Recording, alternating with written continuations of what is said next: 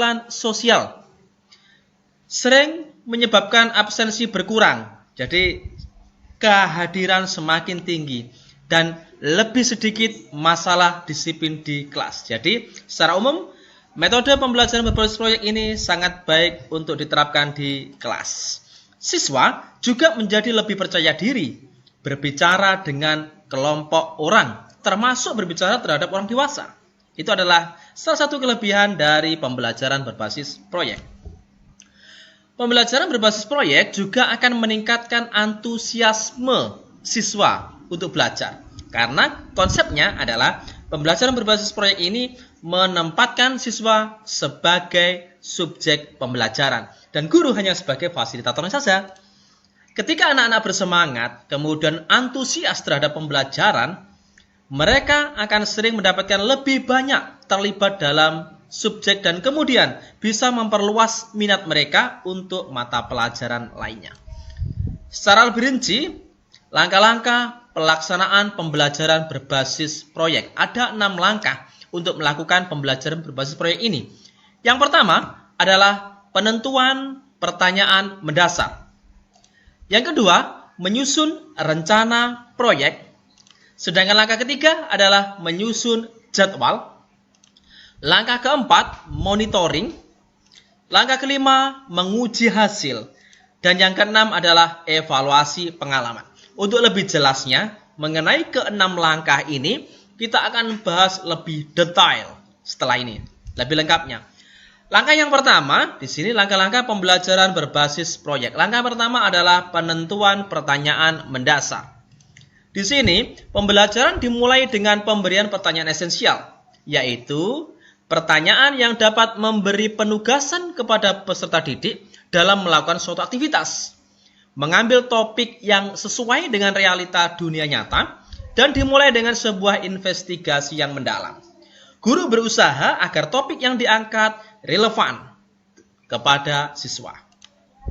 Langkah berikutnya yaitu mendesain perencanaan proyek.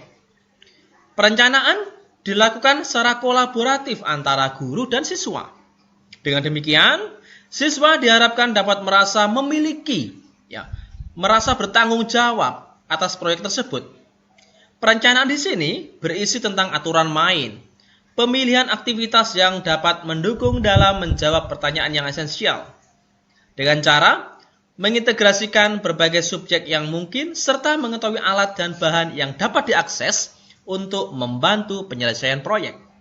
Langkah yang ketiga dalam pembelajaran berbasis proyek di sini adalah menyusun jadwal. Guru dan siswa secara kolaboratif menyusun jadwal aktivitas dalam menyelesaikan proyek tersebut. Aktivitas yang dilakukan pada tahap yang ketiga di sini dalam menyusun jadwal ini adalah membuat timeline untuk menyelesaikan proyek, kemudian membuat deadline kapan proyek ini selesai, membawa peserta didik agar merencanakan cara yang baru, membimbing peserta didik ketika membuat cara yang tidak berhubungan dengan proyek.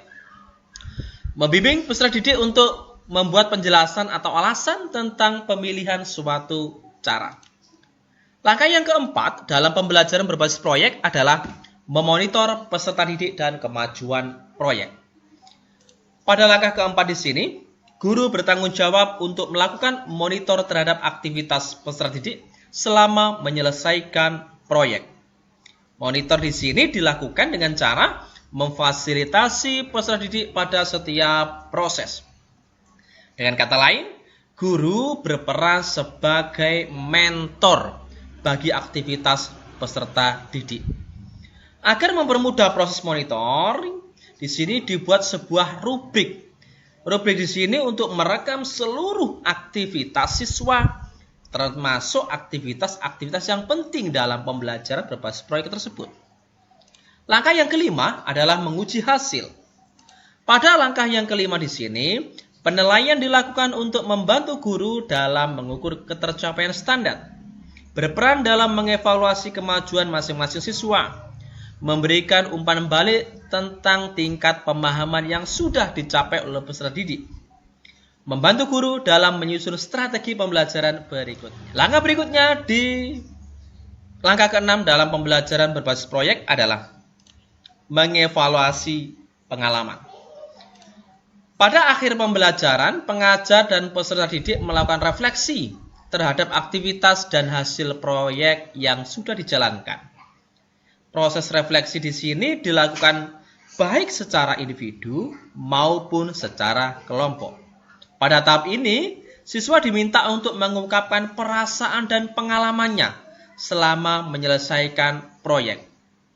Guru dan siswa mengembangkan diskusi dalam rangka memperbaiki kinerja selama pembelajaran, sehingga akhirnya akan ditemukan temuan-temuan baru untuk menjawab permasalahan yang diajukan pada tahap pertama pembelajaran.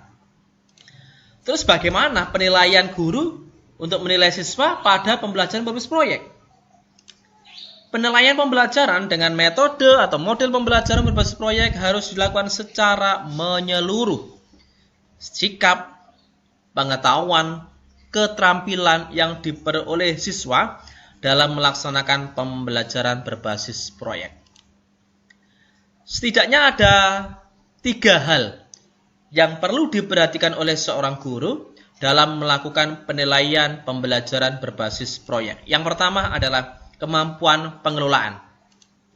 Di sini adalah kemampuan siswa dalam memilih topik, mencari informasi, dan mengelola waktu pengumpulan data serta penulisan laporan. Yang kedua adalah relevansi. Relevansi di sini adalah kesesuaian dengan mata pelajaran, dengan mempertimbangkan tahap pengetahuan, pemahaman, dan keterampilan dalam pembelajaran. Hal yang ketiga yang perlu diperhatikan di sini adalah keaslian. Proyek yang dilakukan oleh siswa harus merupakan hasil karya siswa itu sendiri.